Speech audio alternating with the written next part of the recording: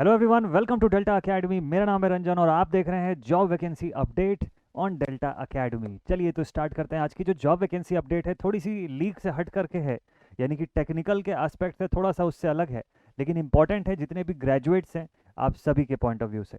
तो ये जो वैकेंसी अपडेट है this has come right away from the Indian air force की एफ कैट का जो वैकेंसी है, एयरफोर्स कॉमन एडमिशन टेस्ट का, वो आ चुका हुआ है। अच्छी खासी सीटें हैं यहाँ पर, ध्यान से एक बार देख लीजिएगा एलिजिबिलिटी वगैरह। और अच्छी बात इसमें यह है कि मेल एंड फीमेल दोनों ही कैंडिडेट्स यहाँ पर एलिजिबल हैं। तो आप सबके लिए वैकेंसी का जो डिटेल है ये काम का होने वाला है। तो एफकेट ने यहाँ पर जो वैकेंसी रिलीज़ किया हुआ है, आप इनके ऑफिशियल वेबसाइट पर indianairforce.nic.in पर आकर के आप यहाँ से ये वैकेंसी का डिटेल जो है वो निकाल सकते हैं। मैंने पीडीएफ ऑलरेडी डाउनलोड कर लिया, तो मैं आपको सीधे सीधे उस पीडीएफ पर लेकर के चलता हूँ और देखते हैं कि इसका डिटेल जो है वो क्या है। तो देखिए यहाँ पर कॉमन एडमिशन टेस्ट जो है वो शेड्यूल किया जा रहा है आपके लिए, और फ्लाइंग ब्रांच और ग्राउंड ड्यूटी ब्रांच जो है दोनों के लिए एलिजिबल है। ठीक है, तो दोनों के लिए ही ये जो वैकेंसी है वो आई हुई है। इसमें अगर आप देखें तो यहाँ पर देखिए जो कोर्स का कमेंसमेंट है वो जनवरी 2025 के लिए, यानी जो आपका जो ट्रेनिंग का पार्ट होगा वो जनवरी 2025 में शुरू होगा।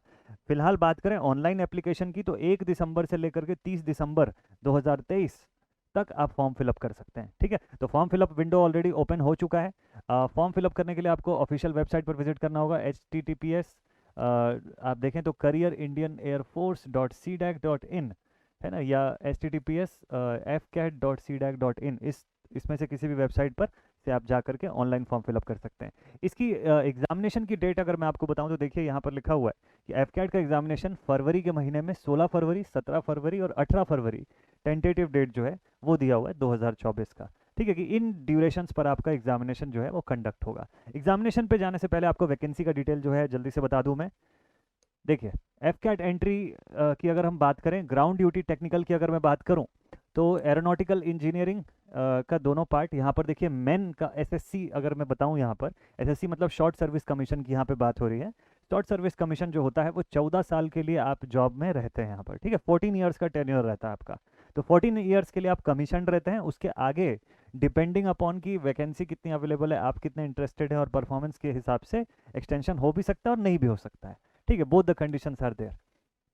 तो मेन एसएससी और विमेन एसएससी में यहाँ पर वैकेंसीज हैं टोटल।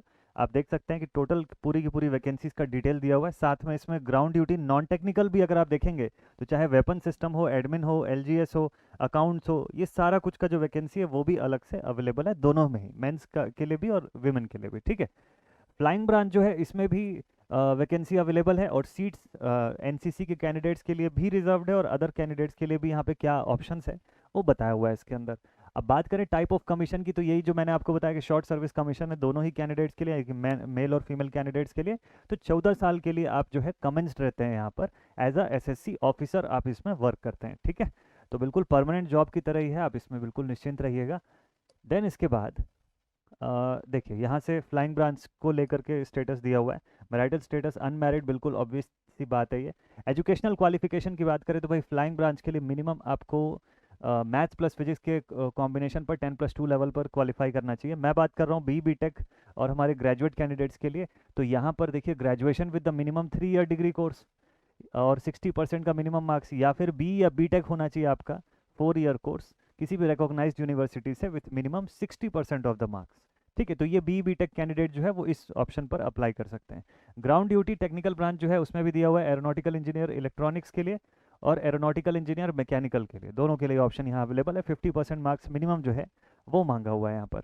देन इसके बाद वेपन सिस्टम ब्रांच के लिए भी आप देखें 50% जो है वो मांगा हुआ है 10+2 के लेवल पर, और मैथ्स एंड फिजिक्स जो है एज अ सब्जेक्ट होना चाहिए। या फिर बी टेक कैटेगरी के जो कैंडिडेट्स हैं वो भी इसके लिए अप्लाई कर सकते हैं, हैविंग अ मिनिमम ऑफ 60% का मार्क्स। ठीक है, देन अकाउंट्स, एजुकेशन, मेटेरोलॉजी, ऐसे अलग अलग डिपार्टमेंट से यहाँ वैकेंसी है। फिर उसके बाद मैं अगर बात करूँ कि आप इसका फॉर्म कैसे फिलअप करेंगे, देखिए फॉर्म फिलअप करने के लिए आपको ये जो मैंने दोनों वेबसाइट्स बताएं, इस वेबसाइट पर आप फॉर्म फिलअप कर देंगे यहाँ से। यहाँ पे ऑप्शन पूरा बताया हुआ है कि कैसे कौन कौन से विंडोज़ ओपन करना है और फॉर्म फिलअप करना है आपको। पर्सनल डिटेल्स वगैरह आप कैसे सेव करेंगे वो पूरा का पूरा यहाँ इसमें डिटेल दिया हुआ है। तो मैं आपको काम की बातें और बता दूँ बस, मेन मेन चीज़ें, और कि देखिए एग्जामिनेशन फ़ीस जो है वो कितनी लगेगी आपको। इसकी एग्जामिनेशन फ़ीस जो है वो 550 रुपीज़ की है plus GST for the general category candidates. ठीक है, ओवरऑल अगर देखा जाए तो एग्जामिनेशन फ़ीस जो है ऑनलाइन फॉर्म भरने के बाद ये इस फॉर्म में आपको 550 रुपये का प्लस जीएसटी लगेगा। ठीक, तो ये हो गया फीस का डिटेल।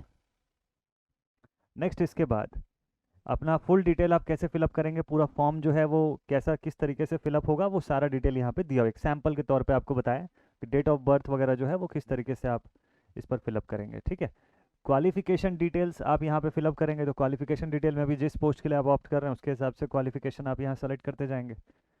अब इसमें दूसरी काम की बात ये है ना, नेक्स्ट और इम्पॉर्टेंट थिंग पे बात करें अगर हम लोग, ठीक, दूसरा इंपॉर्टेंट थिंग ये है कि जितने फाइनल ईयर अपियरिंग स्टूडेंट्स हैं जो फाइनल ईयर में हैं अभी अपने इंजीनियरिंग के, क्या वो लोग ऑप्ट कर सकते हैं? बिल्कुल, आप अलाउड हैं इस एग्जामिनेशन की वैकेंसी में फॉर्म फिलअप करने के लिए।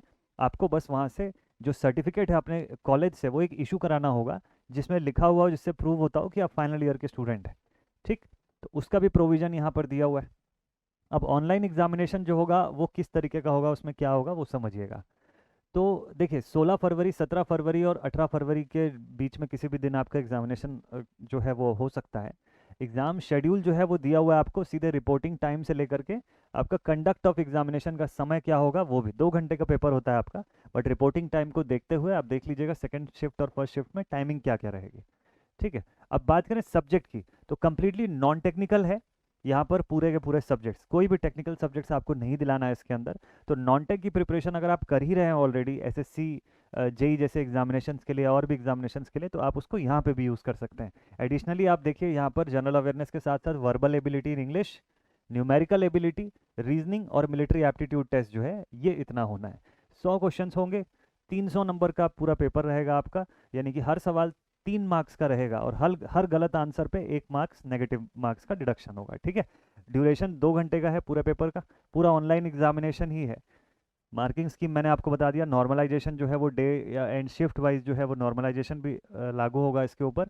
सब्जेक्ट की डिटेल आप देख लीजिए यहाँ पर, numerical ability, general awareness, military aptitude test में भी आप देख सकते हैं कि रीजनिंग और मैथ में verbal and non verbal reasoning का पोर्शन होगा, तो रीजनिंग तो एसएससी वाले वैसे भी प्रिपेयर आप लोग करते हो। फिर उसके बाद physical standards and practice test जो है वो सारा कुछ होगा। एडमिट कार्ड आपको जनवरी के ड्यूरेशन पर इशू हो जाएगा, जनवरी में एडमिट कार्ड जो है वो आपके लिए आ जाएगा इनके ऑफिशियल वेबसाइट पर। ठीक है, तो वो आप देख सकते हैं। तो ये तो था पूरा का पूरा वैकेंसी का डिटेल। आप मस्त तरीके से इस वैकेंसी की तैयारी करिए अगर आप इसमें फिलअप करना चाहते हैं तो। इंजीनियरिंग ग्रेजुएट्स या कोई भी ग्रेजुएट जो है वो इसके लिए एलिजिबल होते हैं, एक जनरलाइज फॉर्म में वैकेंसी अवेलेबल है। तो इसीलिए मैंने बोला कि आपके लिए ये डिटेल भी लेकर के आ जाए कि जो भी बच्चे इसमें इंटरेस्टेड होंगे वो इस पर ऑप्ट कर सकते हैं।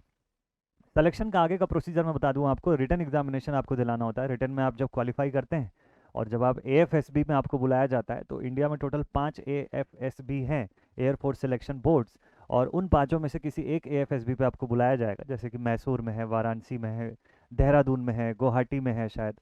तो इस तरीके से एक आध अगर मिस हुआ होगा मुझसे तो ये सभी एएफएसबी में से किसी एक एयरफोर्स सिलेक्शन बोर्ड पर आपको बुलाया जाएगा। वहाँ पर अलग सेट ऑफ टेस्ट होंगे, जैसे कि आपका picture perception and discussion task जो है वो होता है, इंटरव्यू रहेगा। ठीक है, और इस तरीके से जो बेसिक जो अब साइकोलॉजिकल टेस्ट रहेगा, अगर आपने फ्लाइंग ब्रांच के लिए ऑप्ट किया है तो फिर आपका जो फ्लाइंग ब्रांच के लिए जो टेस्ट होगा, पीपीटी पीएबीटी टेस्ट जो होता है उस तरीके के टेस्ट होंगे। ग्राउंड ड्यूटी के लिए अगर आपने ऑप्ट किया है तो अलग तरीके से आपके टेस्ट हैं। तो उस टेस्ट के बाद फिर आपको मेडिकल स्टैंडर्ड्स के लिए टेस्ट जो होगा वो क्वालिफाई करना होगा, and then you will be finally commissioned in the, मतलब फिर आपको इसके ट्रेनिंग के लिए और फाइनल कमीशन होने के लिए बाकी की फॉर्मेलिटीज़ बताई जाएगी। तो ये था इस नोटिफिकेशन का कंप्लीट डिटेल। ऐसे ही और गवर्नमेंट जॉब वैकेंसी की जो भी डिटेल्स होंगी, चाहे कितनी भी छोटी से छोटी डिटेल क्यों ना हो, सब कुछ आपके लिए लेकर के आऊँगा इस चैनल पर। Take care and thank you so much all my dear students for watching this video. Thank you, जय हिंद।